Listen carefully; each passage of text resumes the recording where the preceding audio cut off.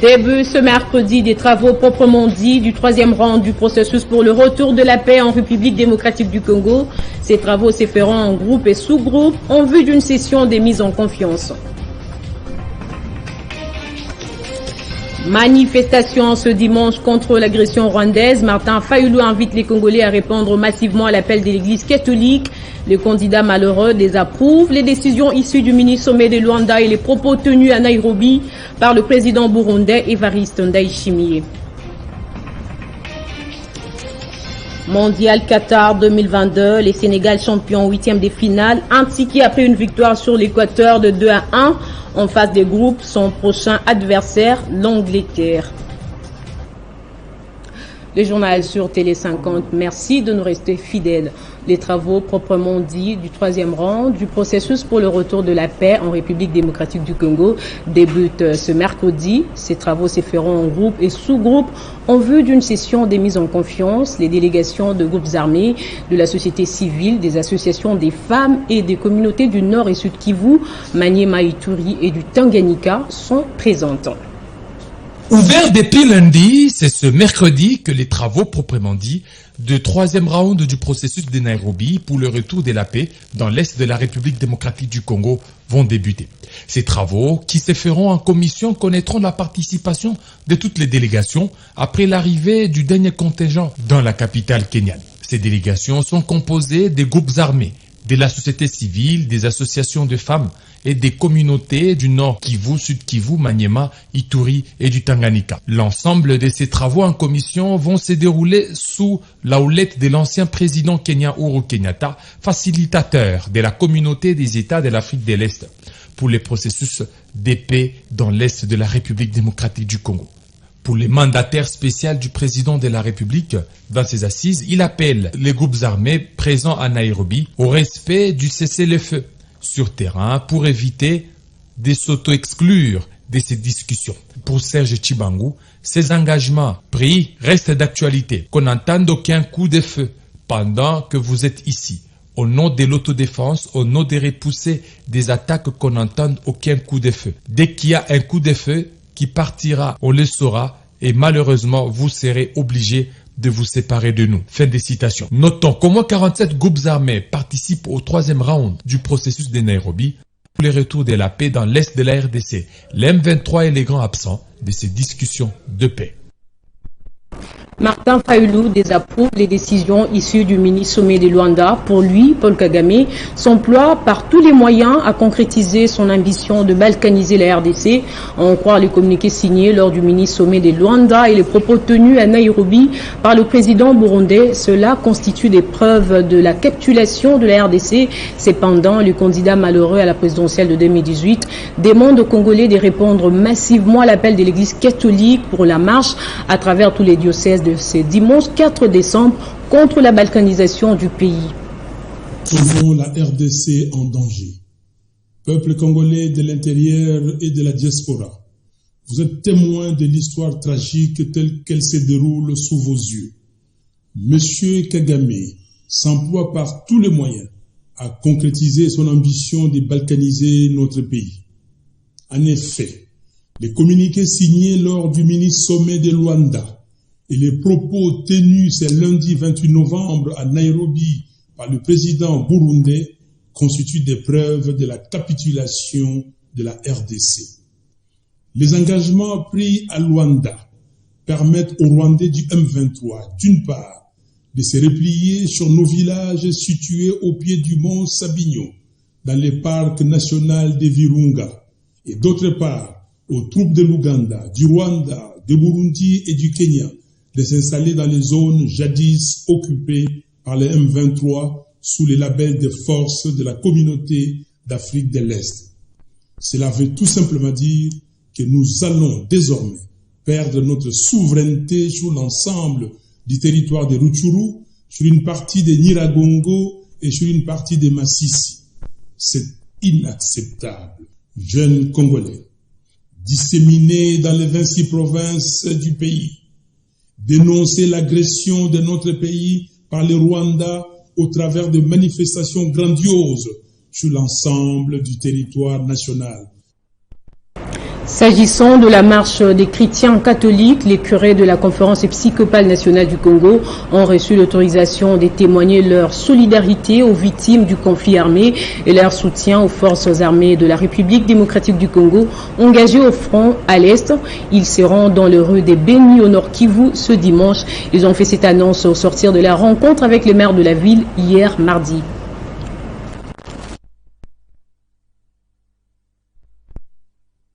À Kisangani, la première pierre de construction du balise dans la commune des Mangobo a été posée.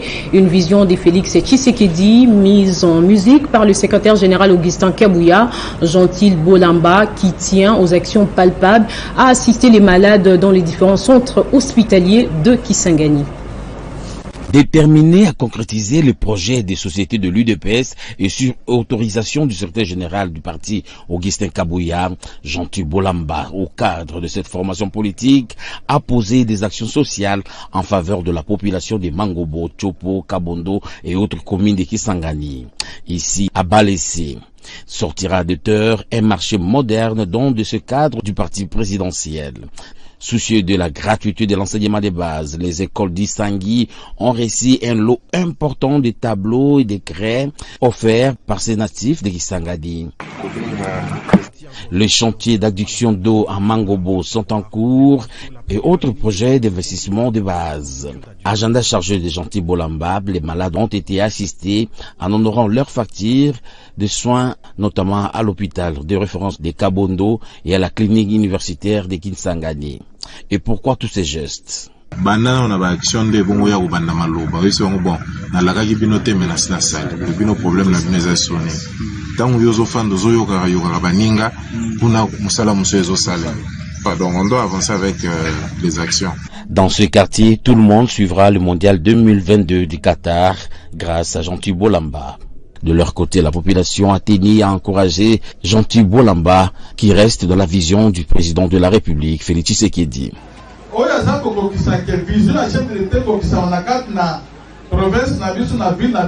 Nous devons les soutenir. Et pour éviter toute confusion dans des manifestations différentes, les agents de l'UDPS seront bien identifiés grâce aux 16 gilets offerts par Gentil Bolamba. Certaines familles endeuillées et en détresse ont été... Des cas d'insécurité sont de plus en plus signalés dans les territoires des Kaélé, dans la province du Sud Kivu. Meurtres, kidnapping et braquages sont couramment enregistrés. Les plus récents remontent à lundi dernier où les corps d'un jeune garçon venaient d'être retrouvés sur la route Chandje Numbi. Un capitaine de FARDC tué, un policier a ouvert le feu sur un habitant, un capitaine de FARDC sauvagement tué par des bandits armés à Boutacha. Pour en parler, nous sommes justement en ligne avec le président de la société civile, Adrien Zawadi. Bonjour. Pouvez-vous faire un état des lieux sur place? Je confirme donc que la situation sécuritaire de Calais est très alarmante. Et je voudrais rappeler ici que le territoire de Calais fait partie de deux grands axes du Sud Kivu le plus insécure. Parce qu'au Sud Kivu, nous avons l'axe sud-sud, c'est-à-dire qui reprend le territoire d'Uvira et le territoire de Fizi un peu plus haut dans les Minembwe là-bas. C'est un axe de la province très insécurisé. Et aussi l'axe nord qui comprend particulièrement le territoire de Calais. Et de plus en plus, le territoire de Calais est insécurisé parce que, comme vous le savez, et ce territoire est en limite avec le territoire de Massissi, au Nord Kivu, où on peut imaginer toutes sortes d'infiltrations, de passages non contrôlés, des éléments qui peuvent venir du Nord Kivu et venir insécuriser au Sud Kivu. Quelles sont les urgences auxquelles l'État doit répondre à l'heure actuelle? Les urgences auxquelles l'État doit répondre à l'heure, je crois que la première, c'est qu'il faut que l'État puisse mettre des moyens, puisse doter les services de sécurité des moyens nécessaires et un cadre de travail qui leur permet d'être proactifs, que nos services de sécurité soient proactifs pour pouvoir dénicher tout mouvement suspect dans les territoires de Calais.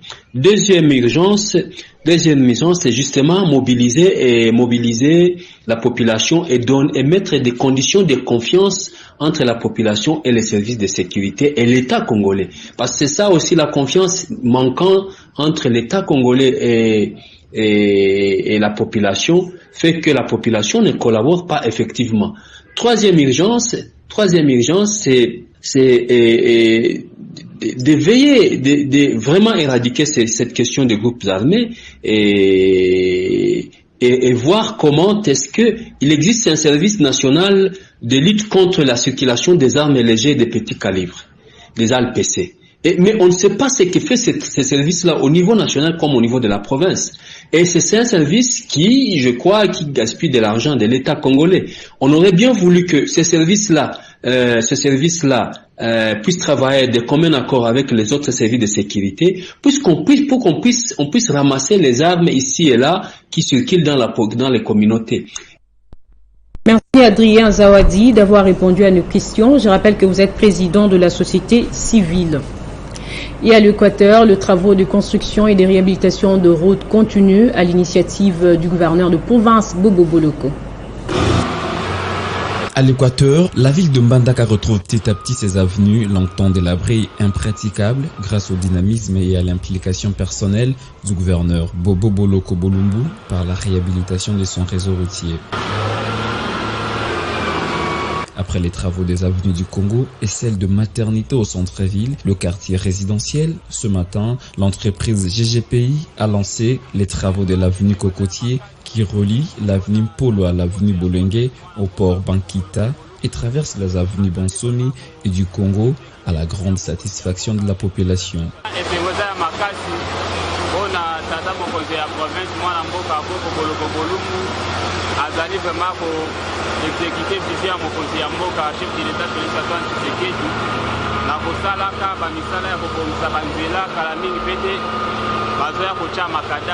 Depuis son accession à la tête de la province de l'Équateur, Bobo Boloko se bat bec et ongle pour revêtir l'Équateur d'une nouvelle robe.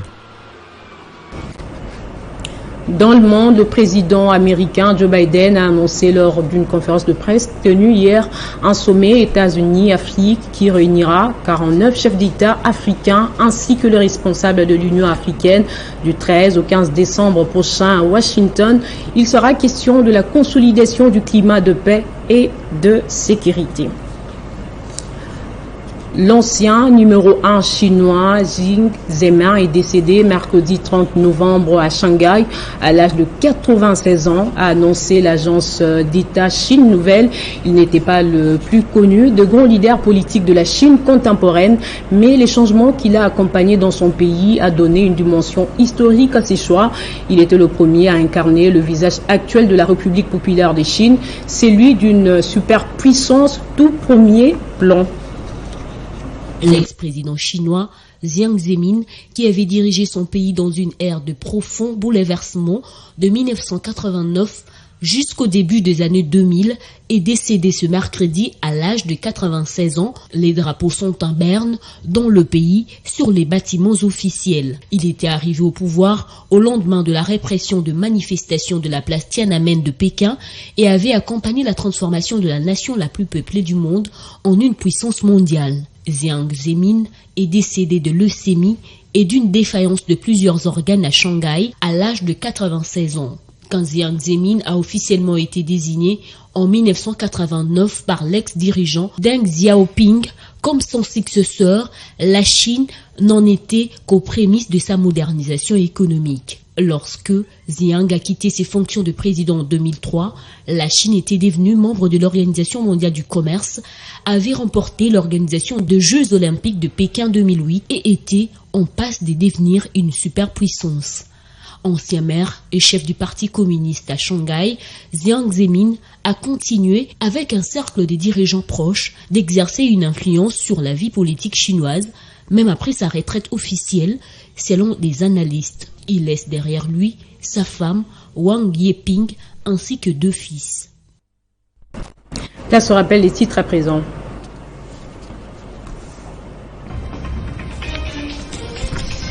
Début ce mercredi des travaux proprement dits du 3e round du processus pour le retour de la paix en République démocratique du Congo. Ces travaux se feront en groupe et sous-groupe en vue d'une session des mises en confiance.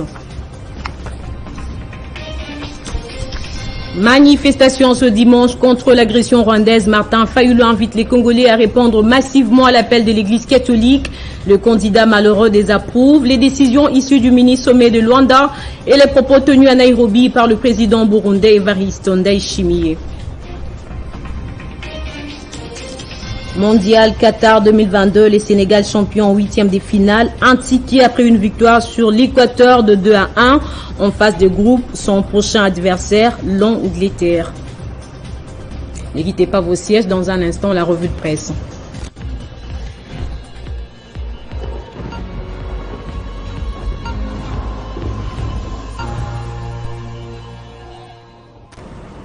Et c'est avec Christian Kalonji qui me rejoint de l'autre côté du studio. Christian, bonjour et bienvenue.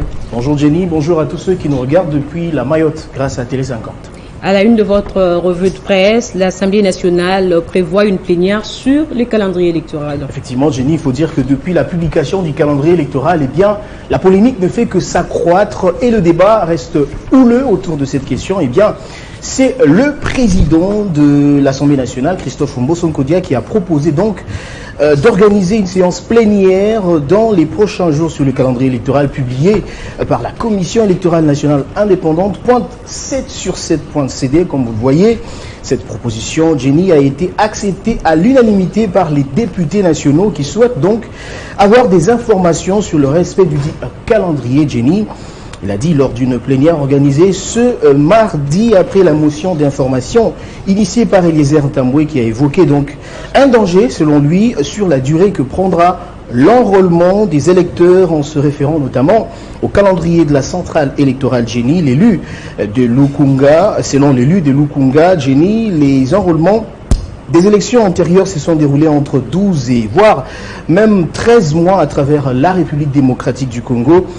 Jenny, il faut le dire, le débat autour du calendrier électoral divise déjà la classe politique congolaise. Le parti Envol, qui n'a pas tardé à réagir justement sur cette question, a donné de la voix.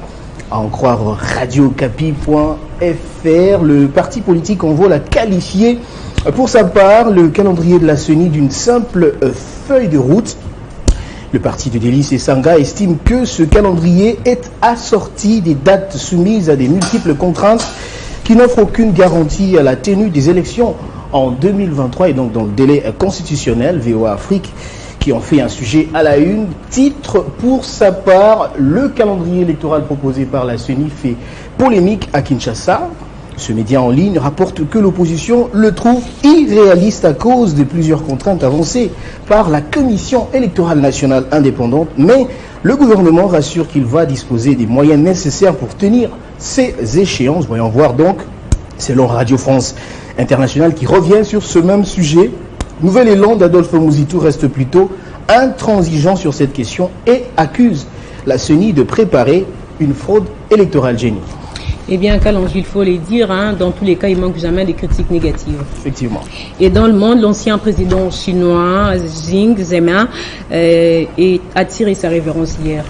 Vous l'avez dit dans votre journal, la nouvelle est tombée aujourd'hui et a suscité émoi et émotion dans le pays. Arrivé au pouvoir à la suite de la répression des Tiananmen en 1989, l'ancien président chinois Jiang Zemin est donc décédé ce mercredi à l'âge de 96 ans, rapporte France24.com. En une dizaine d'années, Jenny, il aura propulsé la Chine sur la scène internationale. L'annonce de la disparition a été rendue publique donc par l'agence d'État Chine Nouvelle. Les drapeaux s'éront en berne sur les bâtiments du gouvernement. L'ex-président est compté, Jenny, parmi ceux qui avaient accompagné la transformation de la nation la plus peuplée du monde en une puissance mondiale.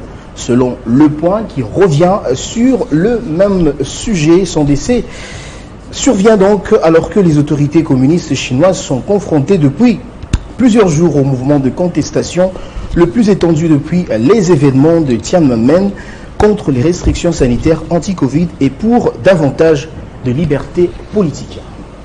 Merci Christian pour toutes ces précisions. Je vous en prie. Ce journal est terminé. Merci de votre attention. Restez fidèles au programme de Télé 50.